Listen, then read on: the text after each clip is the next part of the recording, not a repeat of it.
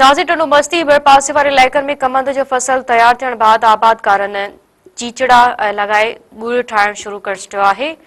वधीक तफ़सील ॾिसो था मेरा टीवी जो रिपोर्टर नादिर अली ॼण इन रिपोर्ट में।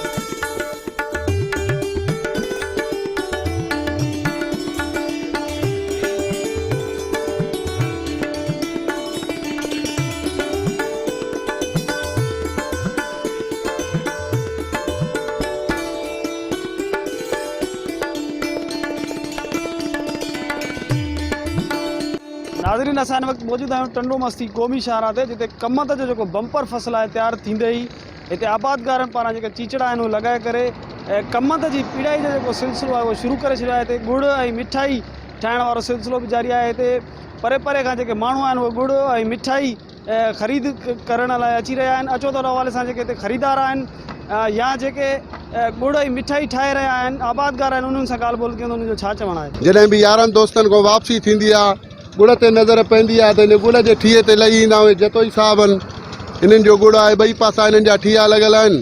हिननि जी मोहबत असांखे वञणु न ॾींदी आहे। लहंदा आहियूं इहो गुड़ वठंदा आहियूं। सियारे जी मौसम आहे, चांहि जे कमु ईंदो आहे। पालवान मुड़ुसों बुसरी में बि खाऊं, जंहिंमें दिलि चयो हुन में खाईंदा आहियूं, चांवरनि में खाऊं। ऐं हे गरम आहे, थधी मौसम आहे जीअं सियारे जी, त जिस्म खे गरम करण जे लाइ गुड़ इंसानु खाईंदो आहे। गरम आहे, सुठी शइ आहे सियारे जे हिसाब सां। उहे गुड़ जेको आहे तो VIP तयारु करे रहियो आहियां। 24 कलाक गुड़ मिली सके तो टंडो मस्ती पुनल पंजाबी जे कोलू अथऊं। 24 कलाक गुड़ खुलियल आहे, हाई लेवल जो बग़ैर केमिकल गुड़, अदरक वारो बग़ैर अदरक खां बग़ैर केमिकल वारो गुड़ तयारु करे रहिया आहियूं।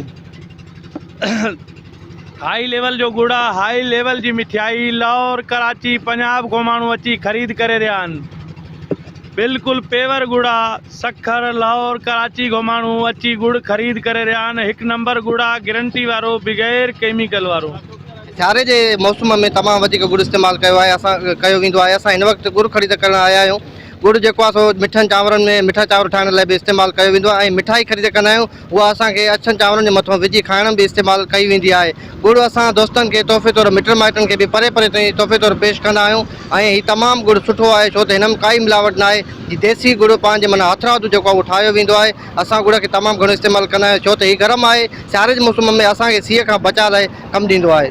ऐं हीउ जेको आहे सो गुड़ असां सियारे जी मौसम शुरू थी रही आहे ऐं हीअ असां पंहिंजो गुड़ पंहिंजे बचड़नि जे लाइ, घरनि जे लाइ ख़रीद करणु आया आहियूं। ऐं पंहिंजे दोस्तनि ॾे, यारनि ॾे, कोटिया ताईं दोस्तनि ॾे, पिशावर ताईं दोस्तनि ॾे हीउ गुड़ जेको आहे सो वठी ख़रीद करे सूखड़ी करे मोकिलींदा आहियूं।